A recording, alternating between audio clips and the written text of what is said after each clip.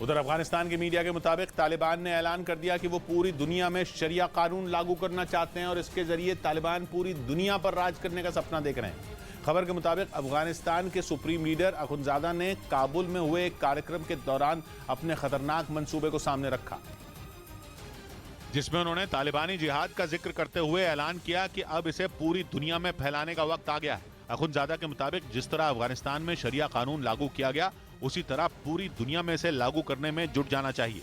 अफगानिस्तान में पिछले साल नवंबर में इस्लाम धर्म के आधार पर चलने वाले शरिया कानून को पूरी तरीके से लागू कर दिया गया था और आरोप है कि शरिया कानून की आड़ लेकर तालिबान ने एक बार फिर वहां जुल्म ढाने शुरू कर दिए। वहां से सरेआम कोड़े बरसाने, चौराहे पर फांसी पर लटकाने और चोरी के आरोप में हाथ काट देने जैसी कई खबरें आईं। इतना ही नहीं, वहां शरिया कानून के बहाने महिलाओं पर कई तरह की सख्त पाबंदियां भी लगा दी गई। और यही वजह है कि तालिबान के इस कानून को एक बार फिर लागू करने के बाद पूरी दुनिया की चिंता बढ़ गई, क्योंकि आरोप है कि इसके बाद वहां अपराधियों को सजा देने के दौरान यातनाएं दी गई। इसलिए शरिया कानून की कई सजाओं पर संयुक्त राष्ट्र ने प्रतिबंध लगा रखा है।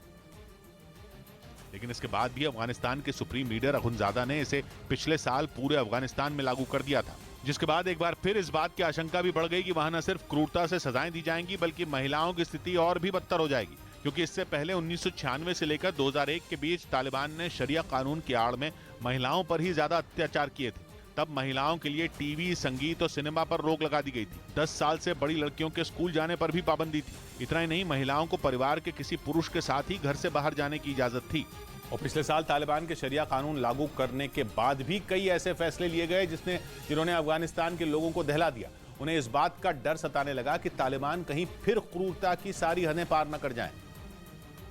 इसी वजह से अफगानिस्तान के सुप्रीम लीडर अखुंजादा के खिलाफ भी आवाजें उठने लगी हैं। तालिबान के कई नेताओं ने उनके किए फैसलों पर नाराजगी जताई, लेकिन लगता नहीं कि इससे अखुंजादा पर कोई असर पड़ा हो, क्योंकि अब तो उन्होंने पूरी दुनिया में ही शरिया कानून लागू करने का ऐलान कर दिया। हालांकि दुनिया के ज्यादातर मुस्लिम देशों में शरिया कानून या तो पूरी तरह लागू है या फिर उसके कुछ नियम लागू हैं। इनमें Saudi Arab, Qatar, UAE, Indonesia, Iran, Brunei और नाइजीरिया जैसे देश शामिल हैं। लेकिन माना जाता है कि इन देशों में वैसी सख्त पाबंदियां नहीं हैं जैसी तालिबान ने लगा रखी हैं। और इसी वजह से अखुंजादा के ऐलान से तालिबान को लेकर दुनिया की चिंता एक बार फिर बढ़ सकती है। इस बीच संयुक्त राष्ट्र ने अपनी एक रिपोर्ट में दावा किया कि दुनिया के 33 देशों में पानी का संकट बढ़ने वाला है, जिनमें पाकिस्तान भी शामिल है और वो सबसे संवेदनशील देशों में एक है।